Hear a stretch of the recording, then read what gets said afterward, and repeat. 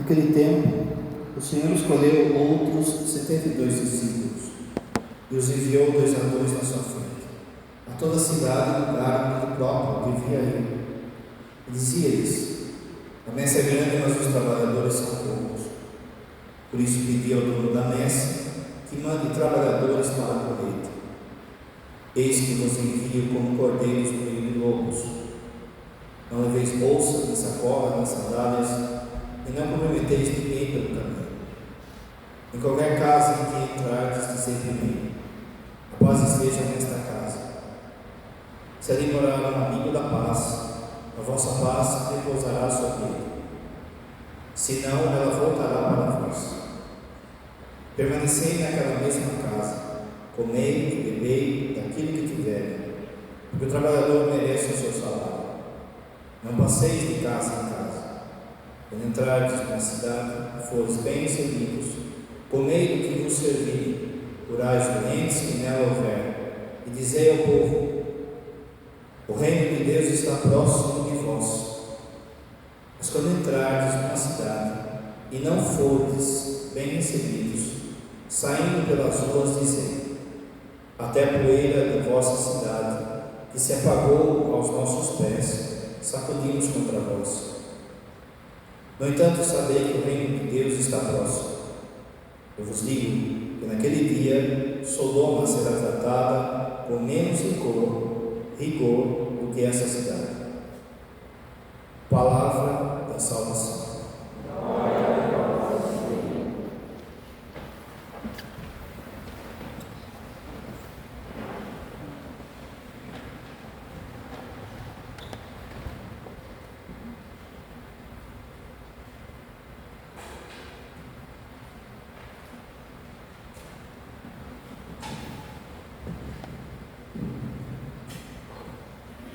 Queridos irmãos e irmãs, nós celebramos hoje 2 grandes santos da igreja: Santa Faustina, apóstola da misericórdia, e São Benedito, o Negro. O padre hoje vai falar de São Benedito. São Benedito, que na forma italiana é São Bento também, por isso que se diz. Tem São Bento de Núrcia, padroeiro dos monges, e São Benedito, ou São Bento, o Negro. São Benedito, ele é um santo que se popularizou muito no Brasil. Infelizmente, essa devoção se perdeu e se misturou, o padre vai explicar daqui a pouco. Mas é uma devoção que se popularizou no Brasil por causa, primeiro, que a maioria da população brasileira é negra, e também por conta dos seus milagres, muitos milagres de São Benedito, tanto em vida como depois. O número de milagres de São Benedito é do tipo de Santo Antônio, muitos milagres. E, de fato, a gente às vezes não percebe a grandeza desse santo, aqui não de modo pejorativo, mas quando tem alguém que é ponta firme assim, e é negro, a gente fala assim: aquele negão lá, você lembra daquele zagueiro do Brasil? Aquele negão lá, essa coisa. A gente podia falar também que São Benedito é desse naipe, um negão da fé, sabe? A grandiosidade de São Benedito que a gente não percebe, que a gente, como Santo Antônio, a gente resumiu muito eles a poucas coisas, por exemplo, a Santo Antônio é casamenteiro, São Benedito é cozinheiro. Muito mais do que isso São Benedito era, muito mais de São Benedito do que isso São Benedito fez. É lógico que aquilo que ele vai se destacar é, de fato, os milagres que ele opera na cozinha e na multiplicação dos alimentos. Infelizmente, no Brasil, por conta até de ideologia, de política, a gente vive em tempos absurdos, em que querem deixar negros contra brancos, homem contra mulher, pais contra filhos, leigos contra padres, e assim por diante. A gente vive nessa luta já de graça no nosso tempo. E isso também tem sido usado por muitas vezes de modo errado a devoção a São Benedito. A gente vê, por exemplo, a forçação de barra de querer colocar São Benedito como um santo que passava o pano ou que seria alguém que passa o pano, ou que tem um outro nome diante das religiões de matriz afro. Não, uma coisa é catolicismo, outra coisa é matriz afro. A gente vê isso que fizemos em São Cosme e Damião, que é um santo nosso, são mártires nossos, 2 gêmeos, que a gente celebrou agora de pouco, que é citado na oração eucarística número 1, que é a mais antiga, que é a mais assim profunda, e a manipulação que fizeram nos 2. Aqui também em São Benedito acontece isso. Por muitas vezes, de novo, a gente se esquece do grande homem de fé que foi São Benedito. São Benedito, ele nasce na Etiópia. Aliás, aqui vai em parênteses, diferente do que as pessoas às vezes pensam, de modo especial na faculdade, eles ficam forçando que o cristianismo é uma religião de europeus que vieram e colonizaram a América, tudo, e tal coisa, e tal coisa. E que essa ideia que a gente tem de Jesus loiro, olhos claros, tudo isso é forçação de barra dos europeus. Veja, gente, não é à toa que Jesus não quis colocar no Evangelho as suas características físicas, para que de fato não fosse manipulado. Imagine se de fato Jesus foi loiro de olhos claros, imagine isso na mão de Hitler, por exemplo, o quanto que ele ia usurpar e falar bobagem diante disso. Então, cada povo vai enculturando a visão de Jesus que se tem. Você encontra por aí, por exemplo, imagens de Jesus negro, de Jesus com olhos puxados, de Jesus latino-americano. Isso não influencia nada, porque de fato Jesus, ele é Senhor de todos os povos. A Virgem Maria é uma grande mestra disso, porque em cada lugar que ela aparece com as feições do lugar. Olha aí Nossa Senhora Aparecida, olha aí Nossa Senhora Guadalupe, a Nossa Senhora no Japão, não é? Então, é para nos mostrar que a situação não é questão de raça, que uma raça é melhor que a outra, que alguém é melhor que o outro, ou que isso ou aquilo outro. Na oração inicial, o Senhor falou isso, que se pediu para que a gente viva como irmãos.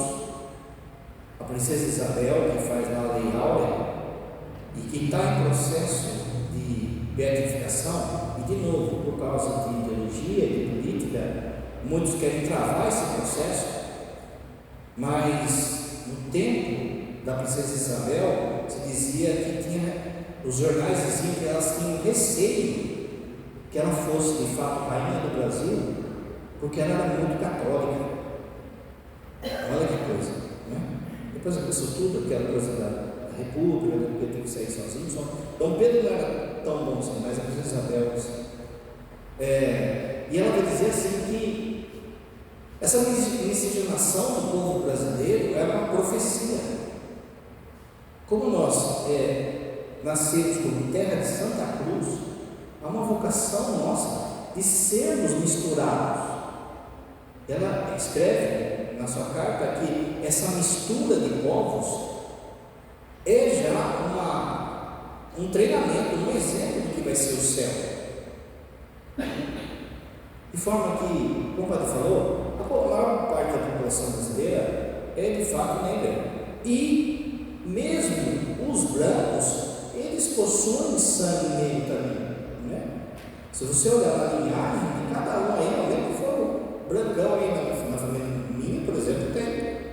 Mesmo por causa, ela vai dizer justamente isso, que se nós vivêssemos a vocação de terra de Santa Cruz, esse país seria o exemplo do que vai ser o céu, uma mistura de povos, de raça. Veja, às vezes, o padre nunca viajou para fora, mas você acaba escutando os padres, acaba escutando muita gente que já viajou, acaba escutando muita gente, parente, por exemplo, minha irmã morou a vida inteira fora do país, e eles falam o quanto que é difícil para um estrangeiro quando chega no país de fora. Eles não ajudam. Aqui no Brasil não, né? A gente quer ajudar, a gente ensina as palavras, a gente orienta, a gente. Veja, está no nosso sangue isso. É uma vocação nossa. E é por isso que então São Benedito é tão amado pela Igreja do Brasil. E por conta de todo o sofrimento que a escravidão provocou no Brasil. Você sabe que no começo do cristianismo, a Igreja teve que se debater com a escravidão. E a escravidão só termina no começo do cristianismo por causa da Igreja. Quando volta a escravidão, no século XVI, XV, XVI, era de fato uma escravidão, mas sim racial, principalmente racial, mas que envolvia muita questão financeira. E aqui não é só os povos europeus, porque na África, uma tribo às vezes vencia a outra e escravizava e vendia os portugueses, os espanhóis, os ingleses. Então, aqui ninguém é inocente. Ninguém é inocente nessa situação. Não? Enfim, o padre assistiu um filme essa semana, se você buscar um filme cristão, católico, que chama Som da Liberdade, procura assistir. E ele vai falar do escândalo que é o roubo de crianças. Você reparou que toda hora aparece crianças agressivas, crianças. No filme, só uma coisa, no começo do filme, aparecem imagens reais, em preto e branco, das pessoas roubando crianças. Aquilo já é dentro da gente. E você vê o quanto que você, pai e mãe, você não pode descuidar 2 segundos do filho. 2 segundos. Você mesmo matando. Mas a pessoa já está de olho ali, ó. E se bobeou, você virou para pegar algo no supermercado. E ali no filme vai falar todo dessa escravidão, dessa violência, da pedofilia e todo, do que gera de dinheiro, de milhões, de gente rica.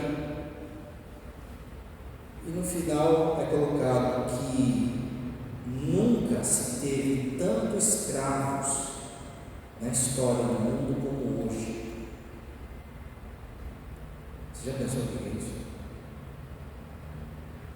Nunca se teve tantos escravos, crianças e principalmente mulheres. Aí ele dá um índice lá, parece que 80 e poucos % das pessoas que são escravas são mulheres e crianças. Muito cuidado com proposta de ser rodeio, modelo fora do país. Pode conhecer uma pessoa que ali não é alienada, iludida por essas agências de promoção do modelo, foi parar na China. Não, vamos lá na China que tem isso, tem aquilo outro, vai ganhar tanto, 1 salário na conta, 2 salários na conta, no 3º salário, mãe, não consigo voltar. Pensa que é. Por graça de Deus, essa pessoa voltou. Mas numa dessas vai parar na Ucrânia, vai parar nisso aqui, vai parar nisso aqui, daqui a pouco está vivendo como escravo sexual, fazendo filme pornográfico. De novo, meu irmão, pornografia não é só o clique que você dá, tem muita coisa por trás. Essa questão das crianças, você pensa que a criança ela é vendida lá como escrava para ficar de empregada doméstica? Para ficar arrumando? Não, né? Meus irmãos, não é? Como o padre falou, é um escândalo que envolve muita gente poderosa. Você viu o tanto das pessoas que quiseram ou têm lutado contra esse filme, por conta daquilo que ele denuncia. Som da Liberdade, está no cinema, ajude, vai, porque assim também você mobiliza mais, e aí logo a gente vai ter mais filmes assim, católico, tal coisa. O ator, você sabe que ele fez Jesus na Paixão de Cristo. São Benedito então nasceu na Etiópia e aconteceu isso que o padre falou. Uma tribo ganhou da tribo dele e vendeu os pais dele para a Itália. Uma tribo de negro que vendeu ele para a Itália. Chegou na Itália, ele foi dado a um casal que na que eram pessoas muito boas. Então, eles ganharam a confiança lá dos donos deles, mas eles não queriam ter filhos, porque eles falavam: eu não vou fazer filho para ficar escravo. Então, esse casal, ele faz uma promessa para os pais: não, então vamos fazer assim, os filhos que nascerem eu vou dar a liberdade, vai chegar numa idade e aí eu dou a liberdade para os filhos. E isso aconteceu então com o sobrinho Levi. Ele teve mais 3 irmãs, e ele, mais velho, recebeu a liberdade depois com 17 anos. Mas até então ele tem que trabalhar na fazenda, na lavoura. E ali os filhos e parentes dos donos zombavam de São Benedito. Muito preconceito, muita humilhação. São Benedito oferecia, desde a infância, as pessoas viam ele rezando e buscando a Deus e ficando assim, entusiasmado, de vontade de ir para a igreja.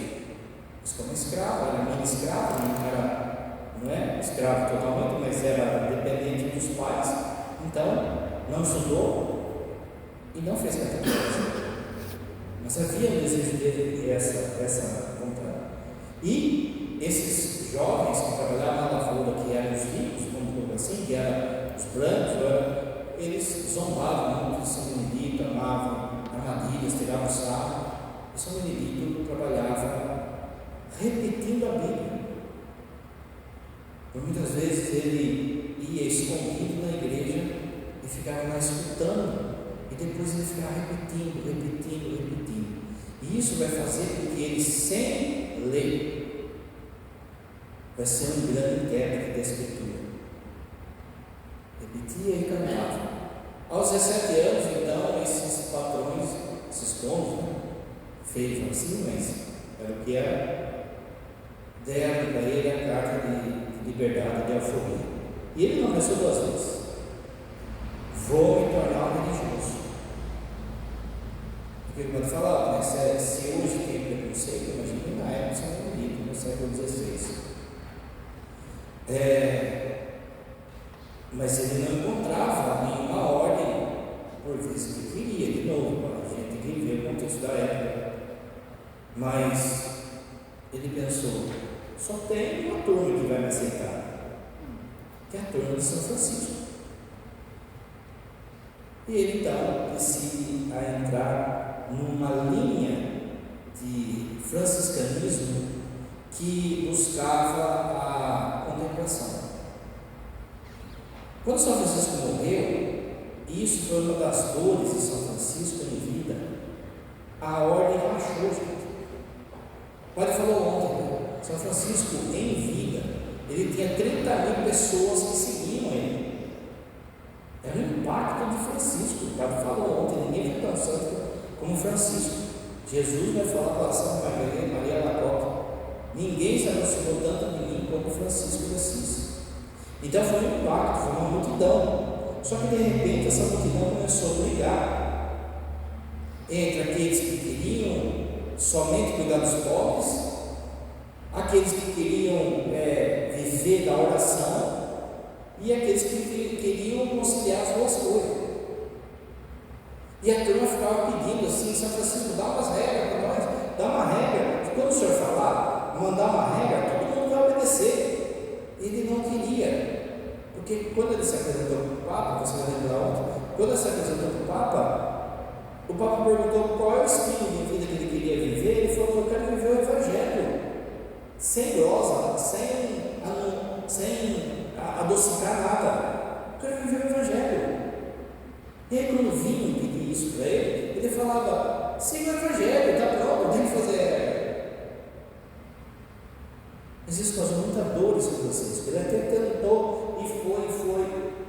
Mas quando ele morre com essa dor de que em vida as pessoas já tinham brigado. E de repente, daí também, por conta da providência de Deus, saem 3 linhas de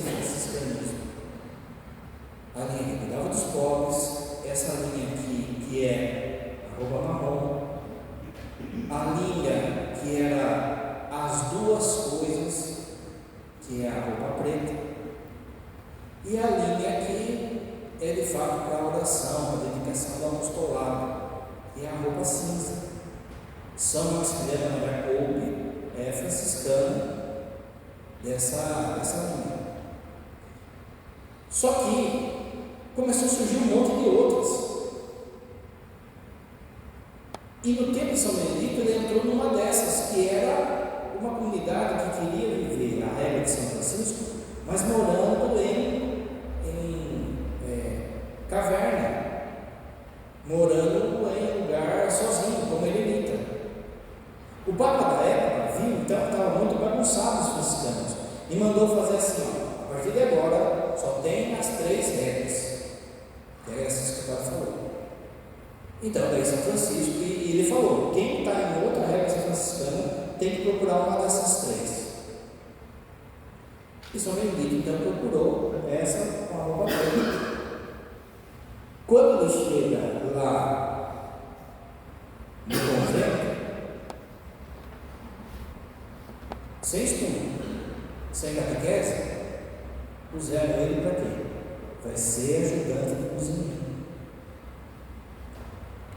E ele viu ali a providência de Deus, porque ele viu: eu faço a comida e depois eu tenho tempo livre para rezar, eu tenho tempo livre para fazer a minha catequese.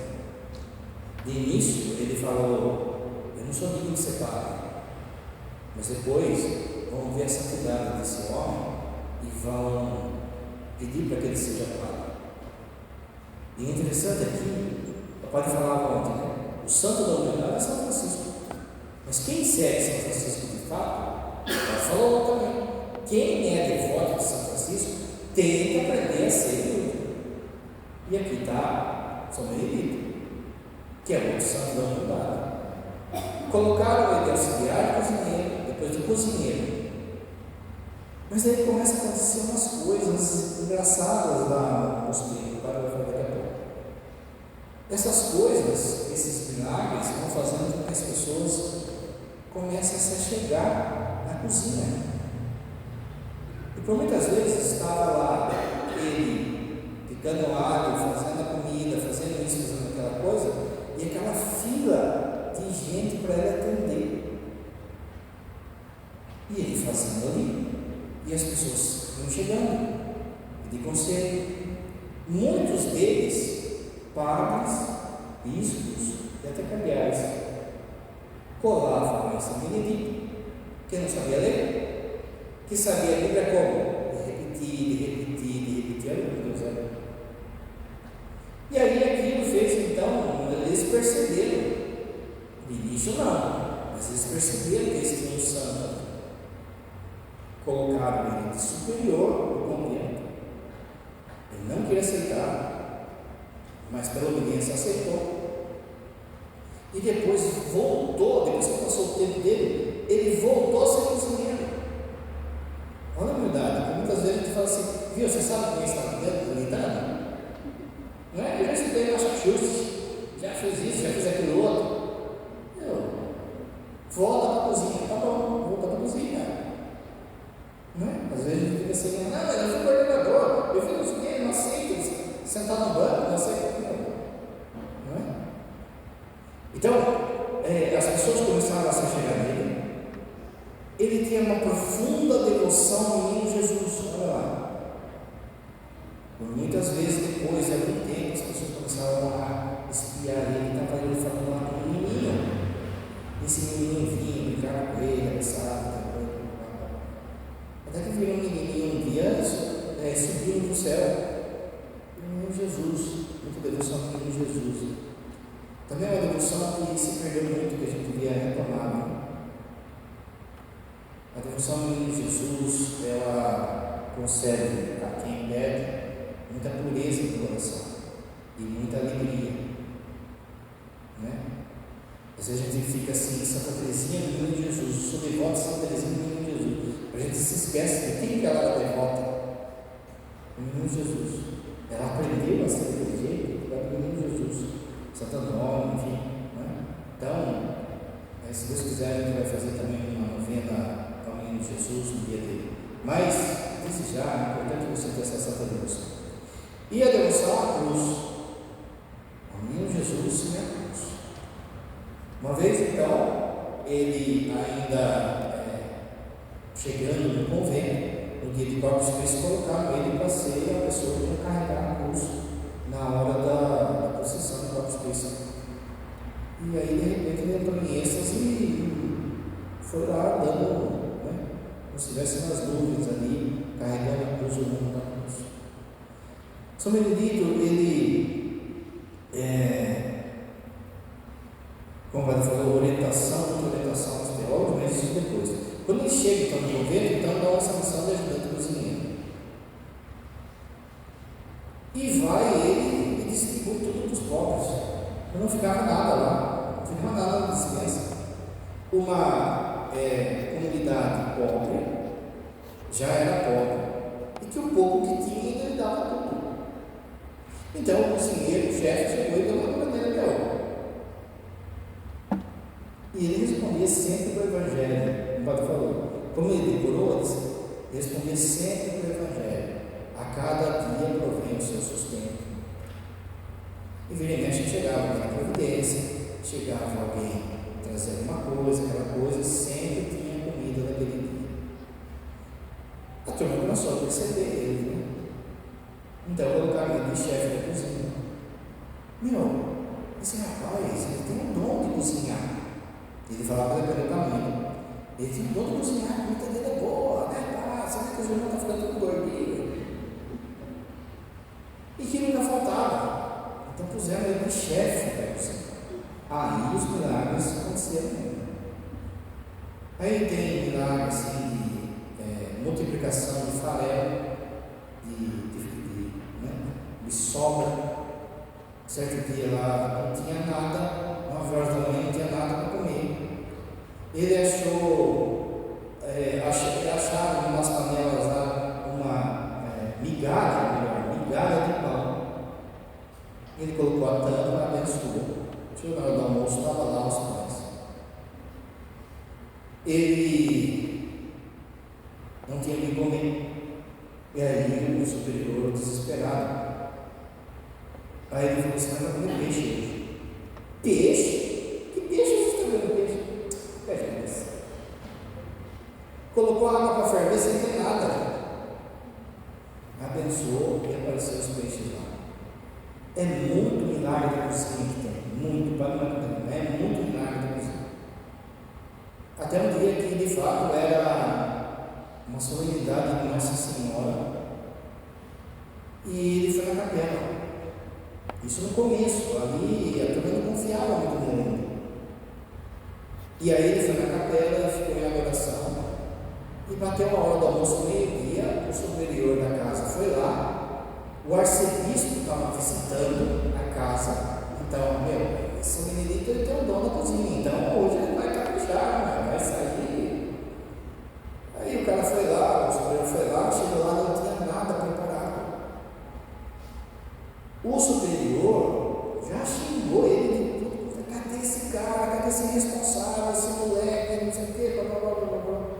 Cadê ele? Na capela rezando. Em êxtase.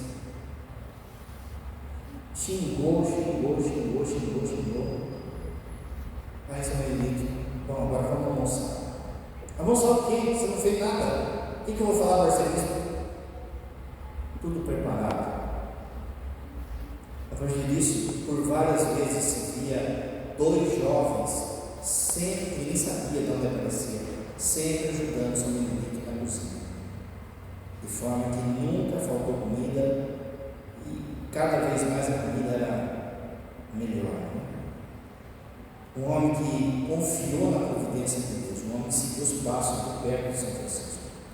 Milagres de São Benedito, nosso monte, como o padre falou, multiplicação dos alimentos, peixe na panela, ressurreição de um cavalo, ele ressuscitou um cavalo. O cara que levava o alimento para ele, para a obra, era um pobre, e tinha um cavalo velho, um pangaré velho.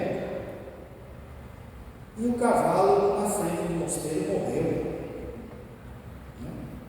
E o velho entrou em desespero, porque era o sustento da família dele. Levou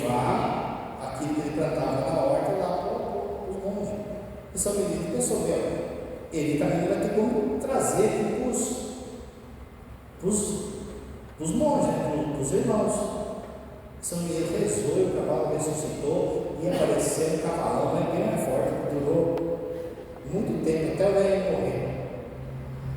Ressuscitou uma criança, ressuscitou uma grávida, com ela e a criança, a carroça passou por cima da mãe, matou os dois. Ele foi lá e ressuscitou. Como o padre falou, é o negão da fé, é o ditão, é o ponta firme. O tanto de coisa de milagre que São Benedito fez na ordem assim, espiritual e de milagre, de novo, é estilo Santo Antônio.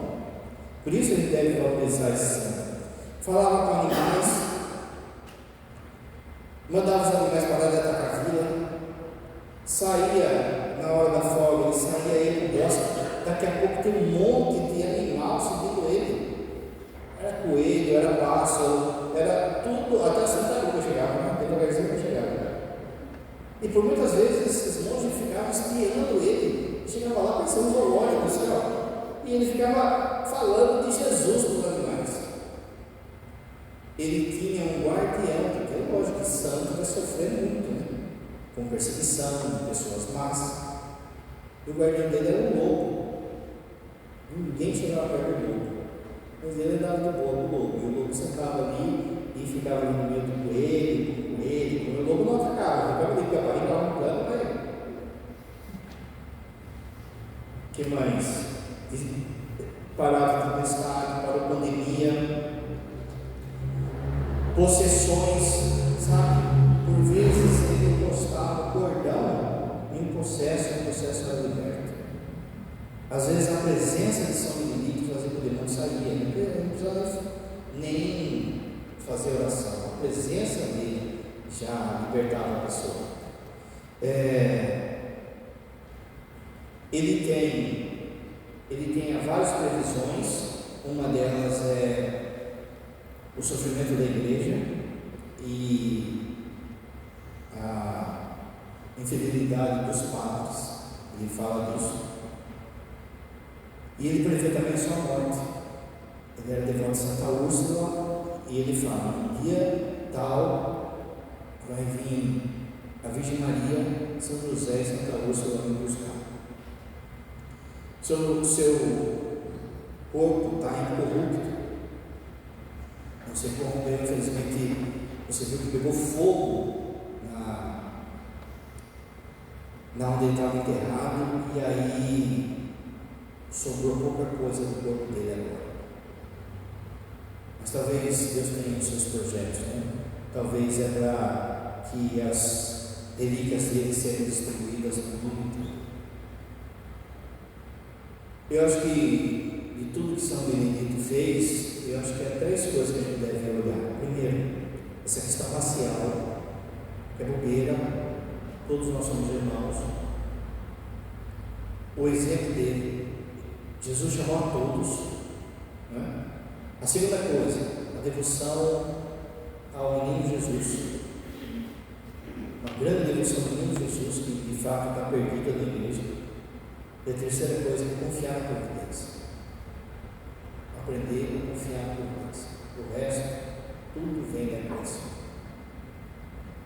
Sentados aí, cantamos a fé.